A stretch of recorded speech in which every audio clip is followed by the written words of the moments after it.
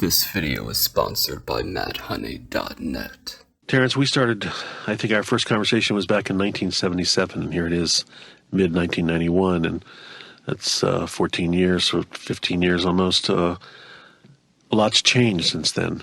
A lot has gone on, and perhaps you could kind of bring us from the 70s to the 90s, and from your own perspective as to what you think has happened and is happening. Well, I see a lot of disparate communities that didn't really recognize a common agenda at the beginning of the 80s, have now begun to make common cause.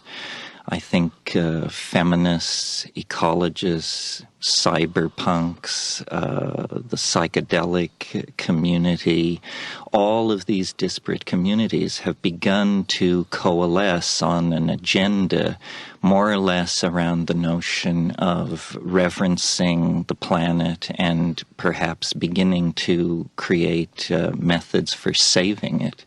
This is something that wasn't going on in the early 80s. Why do you think this is happening?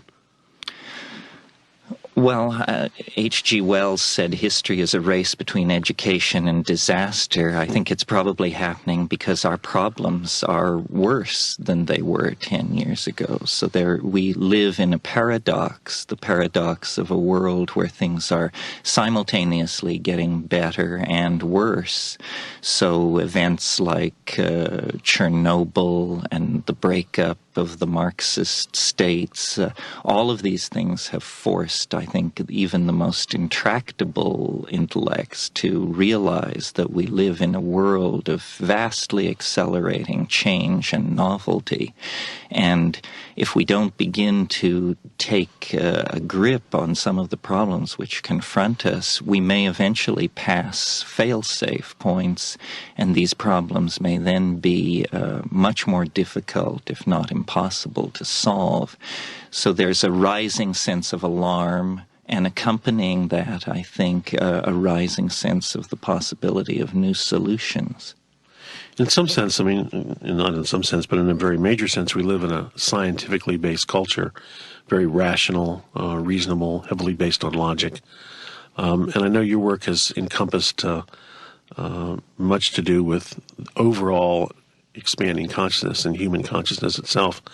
How would you see our consciousness related to the culture we live in, the society we've been raised in? Well, in a way, you're right that we live in a hierarchically structured, rational, patriarchal, scientific society.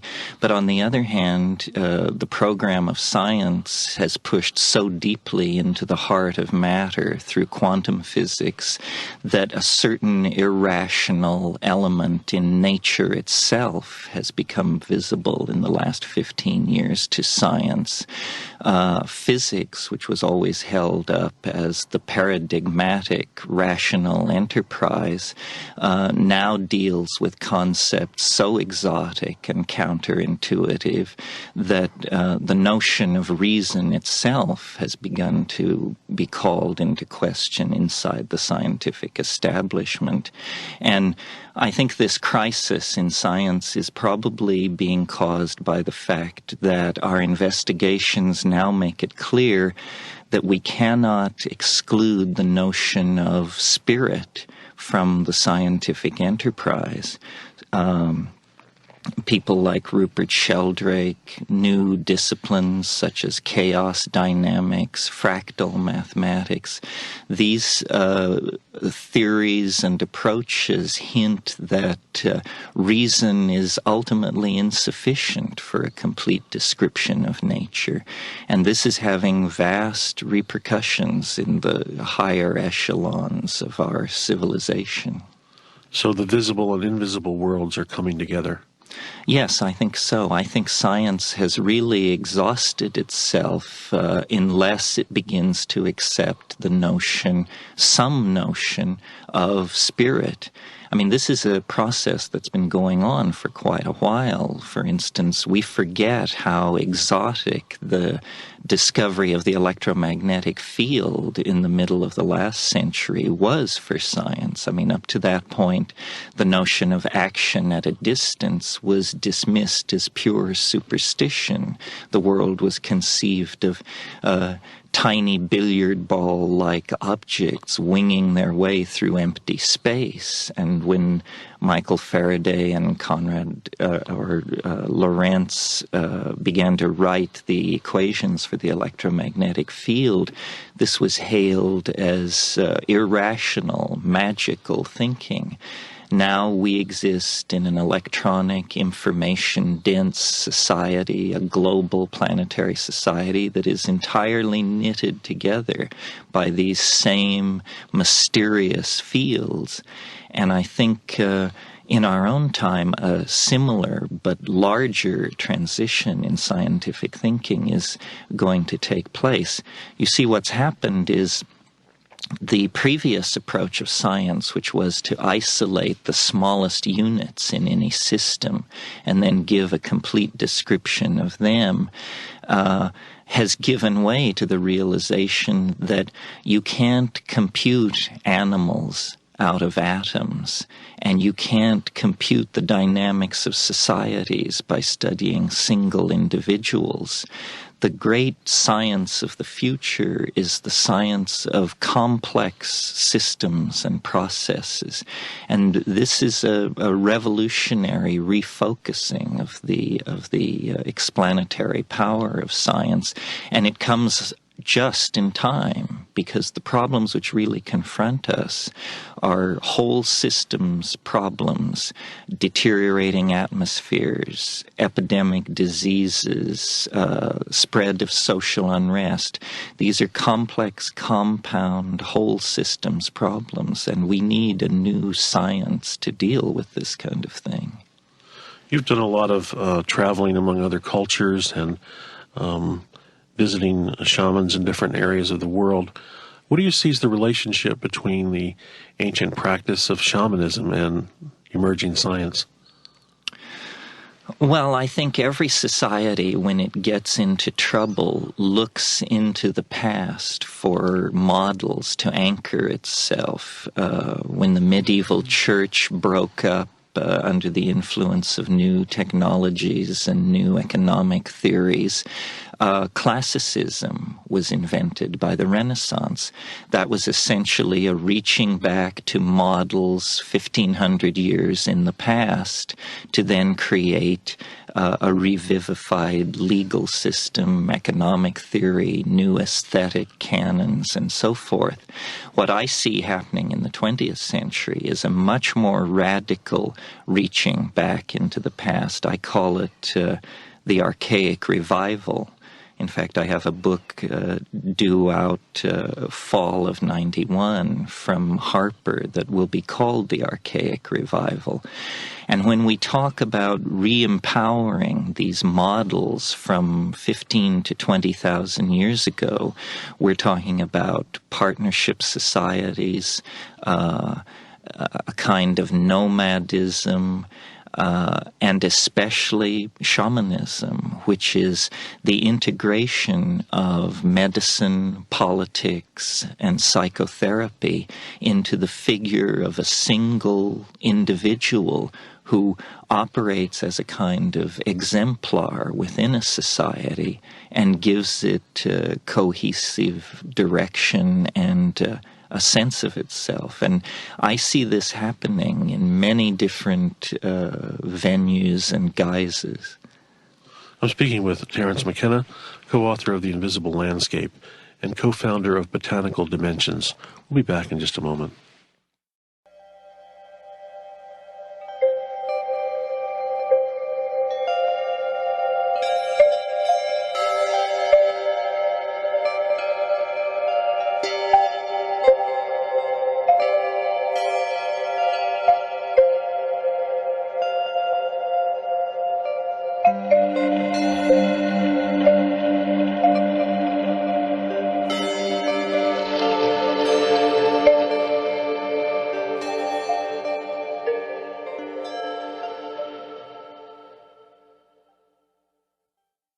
In Invisible Landscape, you touched on the area of time with the I Ching, and it kind of started there, I think, your interest in the I Ching.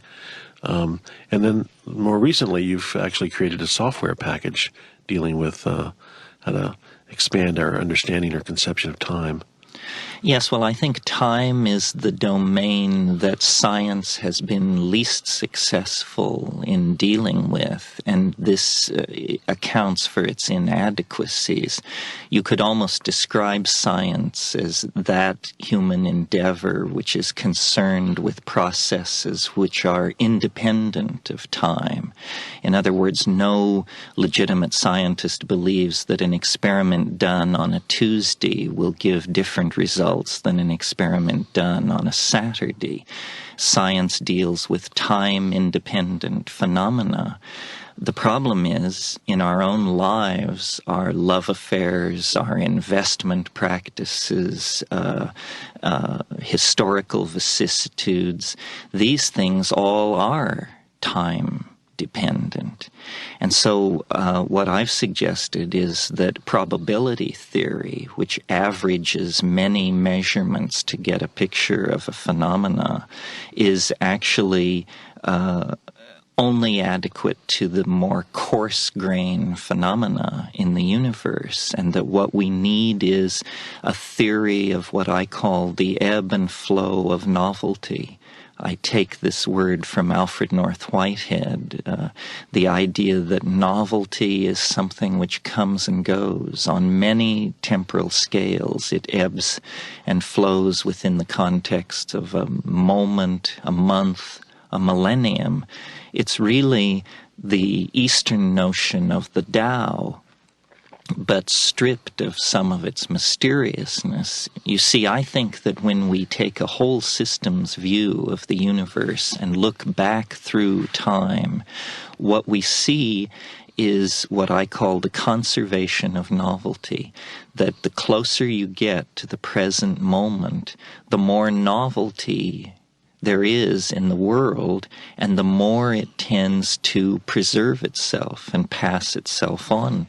So the evolution of life out of non-life, the evolution of culture out of animal existence, the evolution of electronic culture out of previous print culture, these are steps along the path of the generation and conservation of novelty.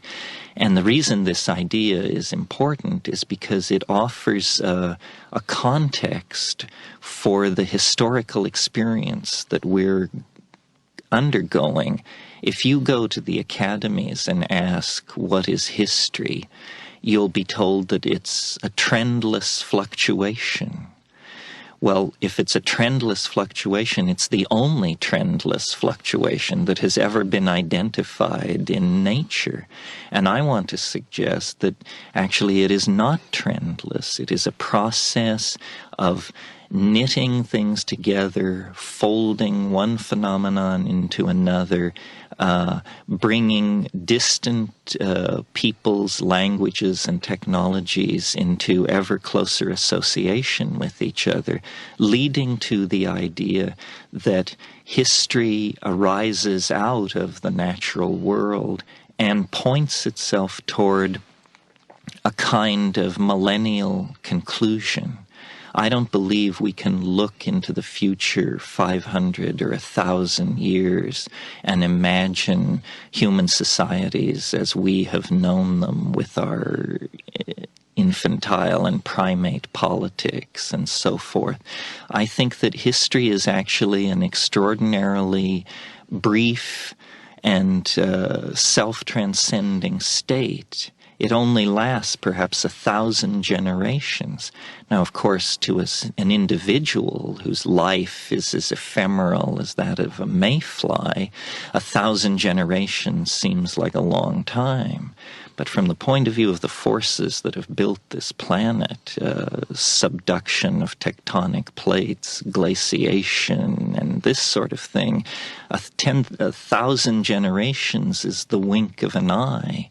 So part of this spiritual revolution that's taking place, I think, is the dawning intuition on the part of many people that history is a process with a finite duration, and that actually, perhaps within our lifetimes, certainly within the lifetimes of our children, the human adventure is going to be transformed almost beyond our ability to recognize it.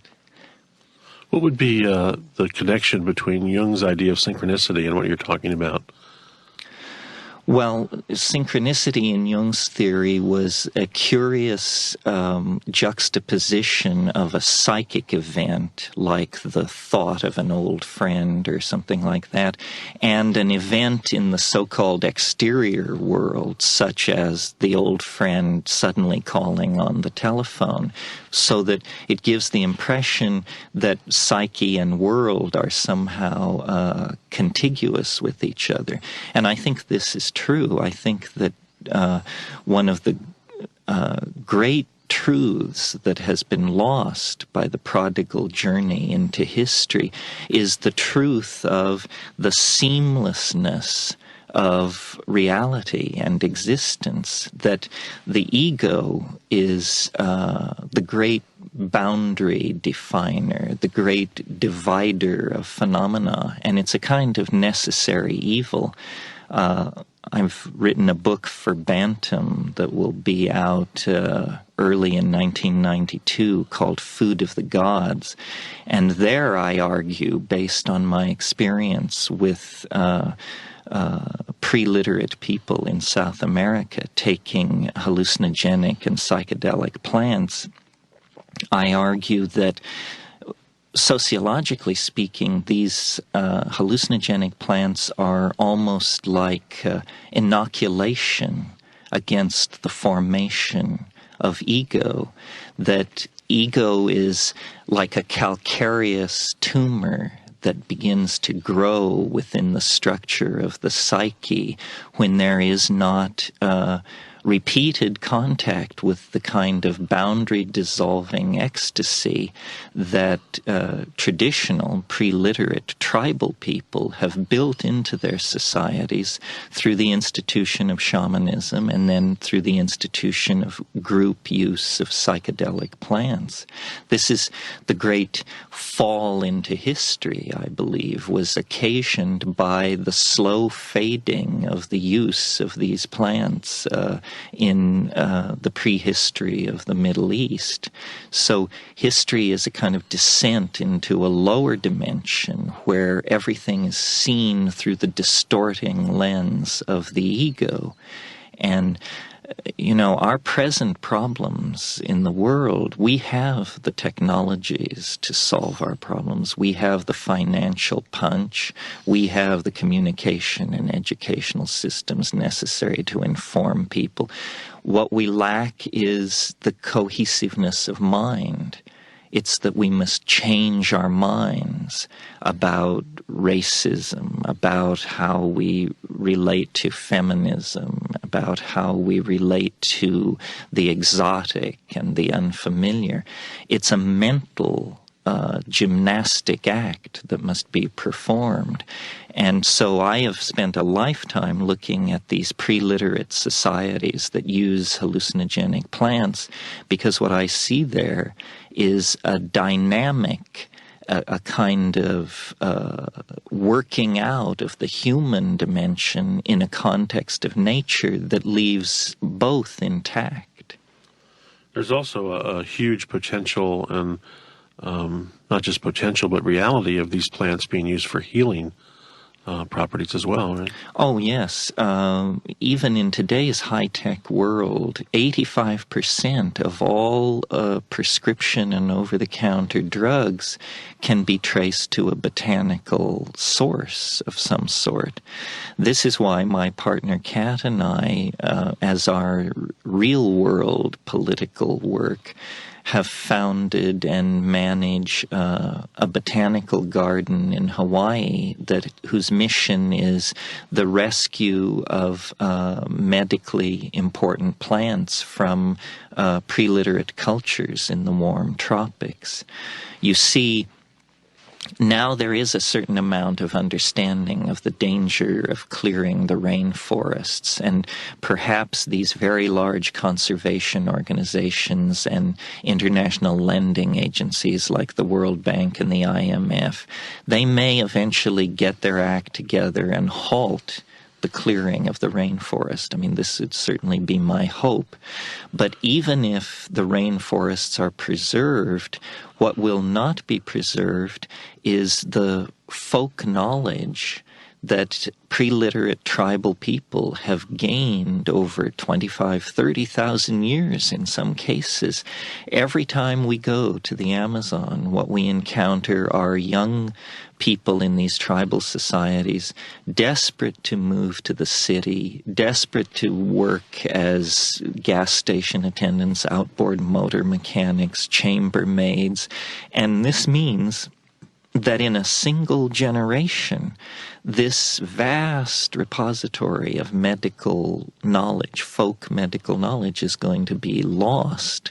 So we are concerned both to physically preserve the living plants at our site in Hawaii, but also, and of equal importance, to preserve the folk knowledge about these plants.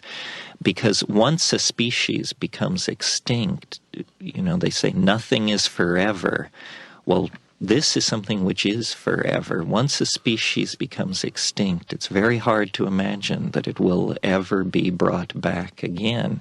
And as we deplete the gene pool of the planet, what we are eroding is the future availability of medically important compounds for our children. So it's a very vital and important area to us to see that the information and the plants are preserved for the future. I think it would be useful just to explain why these young people in these tribes are becoming interested in Western-type employment. What happens is companies move into the rainforest area, displace the tribes, or bring in Western ways, and there's money and alcohol, and everything flows very easily, and the young people become entranced by that. Well, you put your finger on it when you mention money. What happens is the capitalist economies now penetrate everywhere, and a tribal culture where a man could previously have status by being a successful hunter or agriculturalist, now he must have an outboard motor, and he must work hard for that outboard motor, and metal tools and transistor radios and these kinds of things have become the status-defining objects in these societies. Years ago, I did a study of food availability in the third world, and I discovered that in a number of areas of the world where people are actually starving, if you look at the botany in those areas, there's ample food available. It's simply that the people have failed to define it as food, and sometimes for the most arbitrary reasons having to do with the capitalist system of values. I mean, people in an area will not eat a certain fruit because it has a short shelf life and is therefore unattractive to a trucking industry. But these people are in the area where the plant is hanging on the trees. What difference does it make to them that it can't be trucked hundreds of miles and sold in a capital city? But over and over, I saw plants, usually in the transition phase, these plants are designated as fit only for livestock. What this usually means is this is a previously sanctioned human food that capitalism has now informed the people is worthless, and so they now define it as fit only for their animals. So their animals walk around in pretty good shape, and the people are have very nutrition-poor lives. Oh, quite amazing. And what you're doing in Hawaii is trying to preserve some of these disappearing plants. That's right. We have no real agenda. We're too small an operation to act as anything other than a repository. So we collect plants that native peoples tell us have medical importance, and then we make those plants available to any legitimate interested parties, and that could be drug companies, homeopathists, neo-shamanic healers in this culture, Bach flower people, anybody who believes that they can medically apply these things for the maintenance of health, then we will cooperate with them. And we have a number of very interesting plants that have, since we collected them, been proven to have medical efficacy. One thing to be said about the AIDS epidemic is that it did give a tremendous impetus to looking at folk medicine again. And I would bet if there ever is an AIDS vaccine or an AIDS cure, botanical sources of this drug will be implicated. Have you found any mushrooms that have medicinal properties? Well, there are a number of mushrooms with extremely exotic chemistries. The Ling Chi fungus in China was used for centuries to maintain the health of the Chinese emperors, and a number of fungi sequester heavy metals and toxins. In fact, for the past few years, people in Germany and Switzerland have not been collecting mushrooms as they once did, because the mushrooms have sequestered much of the radioactivity from the Chernobyl meltdown. So fungi clean the environment of toxins, and then in some cases they elaborate exotic chemistries of their own that have a medical impact. Ergot is the source of one of the major drugs of choice for migraine. And of course, penicillin is a fungus, and these examples could be multiplied. I'm speaking with Terence McKenna, author of Archaic Revival and co-author of The Invisible Landscape. You're listening to New Dimensions.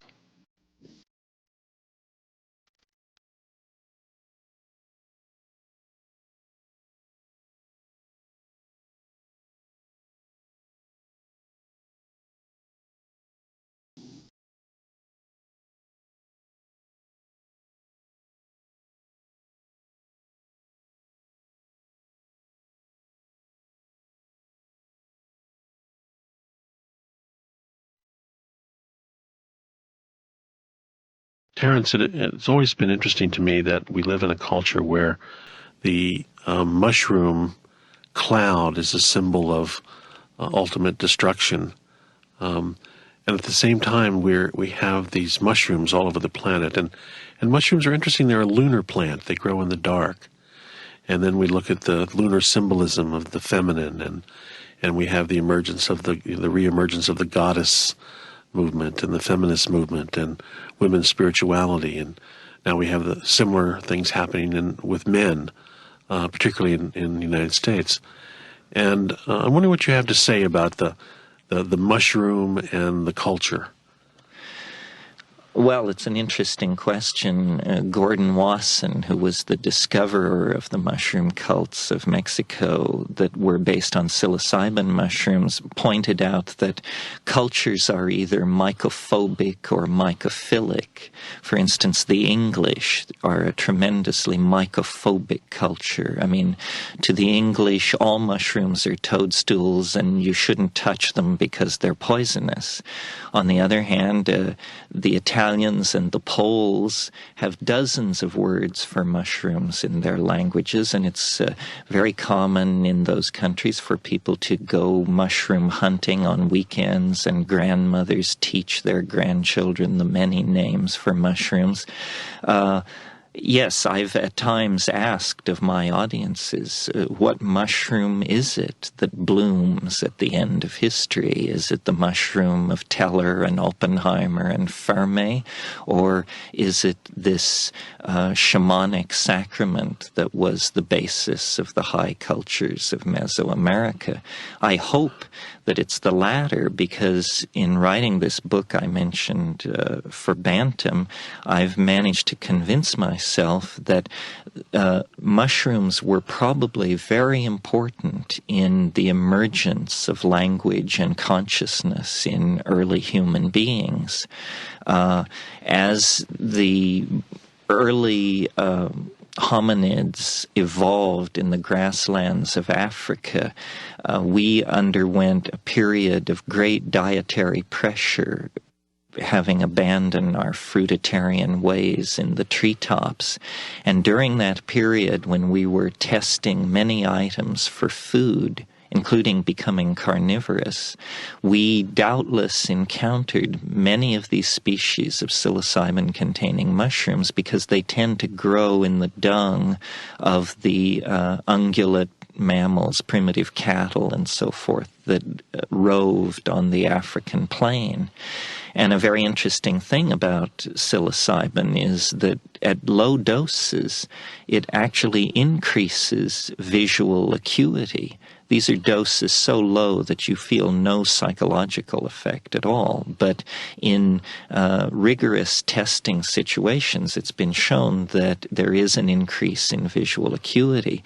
Well, you don't have to be an evolutionary biologist to realize that if there is a food in the food chain of a hunting animal that increases its vision, its visual perception, then the animals that accept that food into their diet are going to be more successful hunters and consequently outbreed the individuals that don't accept this item into the diet.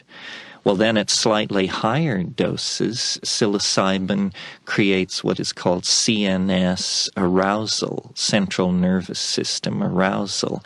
This means a kind of generalized restlessness and state of energy within the body, and it also means sexual arousal, which means a heightened sexual activity on the part of those individuals that are accepting this item into the food chain. Again, a factor tending to cause them to outbreed the non-mushroom using other members of the population. And then finally, at what we would call a psychoactive or psychedelic dose, psilocybin, for reasons unstudied, seems to act on the language-forming areas of the brain. So you get outbursts of spontaneous glossolalia and singing and chanting. This may be the catalyst for language in the original African situation in which human beings were evolving. Generally speaking, the way I have, after 25 years of looking at these things, the way I've come to see these psychoactive plants that are in use by these pre-literate tribal peoples is as catalysts for the imagination. And the imagination and its products is what really distinguishes us from the rest of animal nature. I mean, we 15, 20,000 years ago got the knack of exteriorizing our mental conceptions, first as throwing sticks and chipped flint and crude carvings, but the process is unbroken right up to the next computer, the space shuttle, and what have you. We seem to be the creature that makes its own ideas manifest in matter. And I think that this catalysis of the imagination is what makes these psychoactive compounds so interesting. You'll recall, Michael, that in the 60s, psychoactive drugs were called consciousness expanding.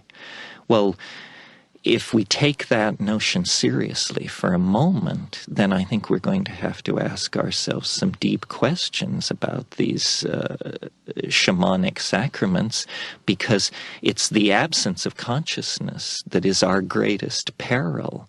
It's the absence of our ability to communicate to each other or to inspire masses of our fellows to embark on a sane political agenda that is pushing us toward Armageddon.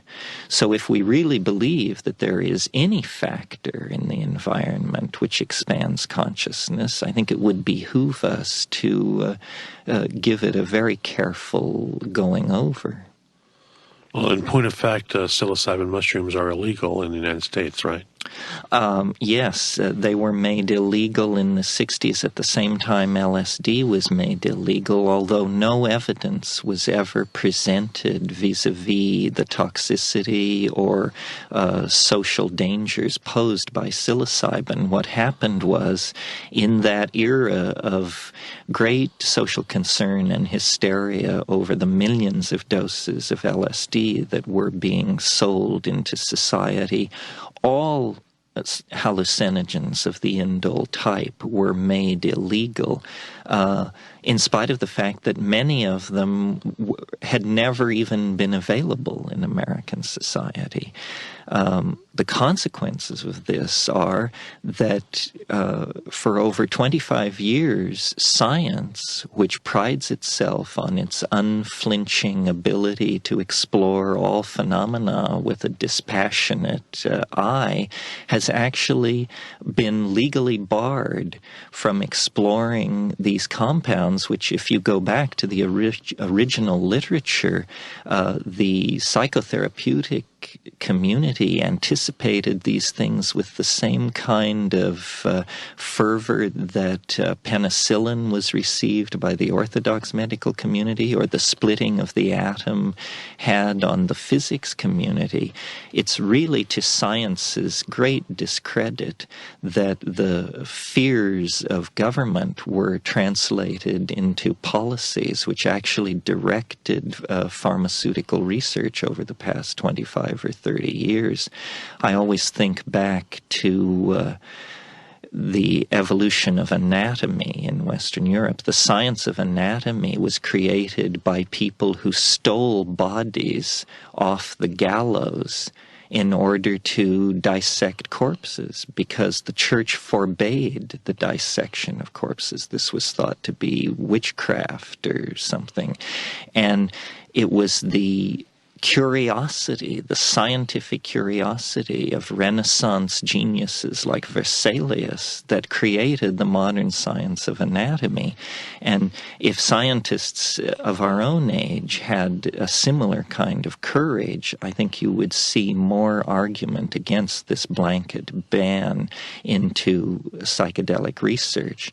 I'm not advocating a societal wave of psychedelic experimentation, but I certainly think that qualified researchers who are, in a sense, deputized by the institutions that the rest of us have put in place, those scientific researchers should be able to go where their curiosity leads them.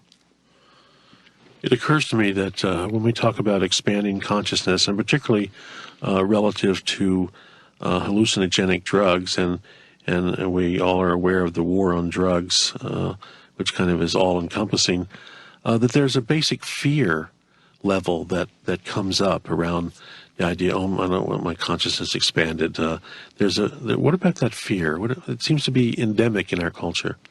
Well, I think that we are the most ego-bound culture that has ever existed, and that if you look at the psychedelic experience, not mine or yours, but thousands and thousands of these experiences, and try to say, what do they all have in common? What is the generic aspect of the psychedelic experience? It's boundary dissolution. And we in Western culture have a lot of problems with boundary dissolution. It's the most frightening thing we can imagine. The way in which we are obsessed by private property and stuff and legality and what's mine and what's yours means that something which dissolves those boundaries or makes them appear irrelevant is just so corrosive to our social institutions that we react with fear. This goes back to what I was talking about earlier in our conversation, the fact that the early partnership style of human organization that existed up until, let's say, 10,000 years ago, existed because of the presence of the institution of psychedelic shamanism. And when that faded in the cultures antecedent to our own, then you suddenly get the appearance of the ego, the abandonment of the nomadic lifestyle, the invention of agriculture, and the invention of agriculture brings with it the overproduction of food, which then creates the problem of hoarding. The most advanced building in the world of 10,000 years ago was the grain storage tower at Jericho. And it was specifically built to keep somebody from eating that grain and to provide that grain for somebody else. And at that same point in history where agriculture and heavy wall building appears, we see suddenly the accumulation of many chipped flint points around habitation sites. It means that hunting wasn't going on, but warfare was going on. So the whole panoply of Western cultural institutions, patriarchy, male dominance, agriculture, urbanization, hierarchy, all arise as the old psychedelic shamanism fades.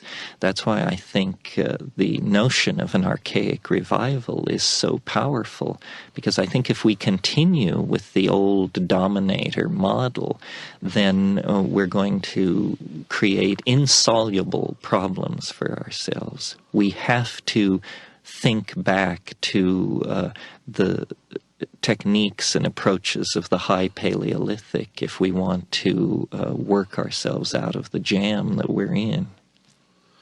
It's also interesting to me that that we now have more than 5 billion people on the planet, and of course, when you talk about Jericho 10,000 years ago, there were quite a few less people, and these tendencies, of course, have with the more of a population become even more pronounced. Yes, I'm not advocating any kind of rollback or anything like that. I think we've gone much too far for that to happen. I'm fond of saying that the only escape is what's called a forward escape. We cannot reject technology. We cannot pretend that we are not 5 billion strong, but we can accept and explore the styles of that previous era. Obviously, the feminine was given a much more balanced emphasis in that previous situation. Obviously, the spirit was an accepted and recognized part of life. I mean, I like to think that the whole rise of Gaian consciousness is rooted in the awareness that nature is a kind of minded world soul, and that the awareness and the ability to connect to that minded world soul is what we lost when we descended into history. And I'm not particularly airy-fairy in my approach to this. This is what I've seen by spending time with these cultures that live much closer to the land and to great nature than we do. Nature is some kind of communicating, language-generating engine. The way plants and animals look, the chemicals they shed into the atmosphere, the way they relate to each other through symbiosis and so forth. Nature is some kind of great piece of integrated linguistic machinery, and we have fallen out of that system, and we believe that it is inert, or even worse, ours to devour and ravage as we see fit. And the consequences of this are fatal, simply fatal. I mean, we have invented a sin for which there isn't even a word, which is the sin of looting the future so that your children have no future. I mean, no culture on earth has been so insensitive to its own survival as we have become. And this is because we are completely disconnected from this sense of a living, dynamic world in which people have a place, but it is only their place, and it has to then be integrated with the larger systems in which it's embedded. And this is really what the psychedelic shamanism informs one of. And it's not a cult of the primitive. Primates have always been into dominance hierarchies and male dominance and that sort of thing. But I believe that for a brief period of 10 or 15,000 years, because of the elaboration of these relationships to these boundary-dissolving plants, a whole different style of relating was able to evolve within the proto-hominid line, and that's what created language and caring and notions of self-sacrifice and notions of beauty and poetry. And then it was lost, and life became once again about dominance hierarchies and flim-flam and that sort of thing. But the values and the goals that we all hold as the highest values that human beings are capable of were all generated in that tribal situation 15 or 20,000 years ago. To give life meaning, we're going to have to return to the essence of those styles. You know, you're speaking of a living, communicating, language-generating earth. Reminds me of your connection to the octopus, and I think that's a good example to really portray the kind of communication that goes beyond language. You might just talk about how the octopus communicates. Yes, well, this is my favorite animal example, because what I noticed when I was in the Amazon with these tribal people who use a psychedelic brew called ayahuasca, they lay great stress on singing while under the influence of these plants, but then they critique the songs, but not as musical performance, but as pictorial performance, so that people will say, I liked the blue part where you had the silver stripes and the chartreuse polka dots. Well, to an anthropologist coming in from the outside, this is very puzzling. We thought we just heard a song, but this person criticizes it as though it were a work of pictorial art, like a painting. And then I realized that the neurological shift in the brain that was being created by these plants was somehow allowing language to be processed as a visual rather than an audial phenomenon. Well, you know, it's said that if you stand in somebody else's shoes, you see what they mean. In a sense, you are that person. Seeing somebody else's point of view is a much deeper kind of connection than simply hearing their point of view. Well, having made this connection, I then looked around at the animal world for a model for this kind of communication. And as you mentioned, nature always provides a model, and the model I found was the communication system of the octopi. Many people know that octopi change color, but I think most people think it's for camouflage. It's something very... Protection or something. Protection, right. This is not it at all. Octopi have a huge repertoire of blushes, dots, traveling lines, textures, colors, and these are for purposes of communication.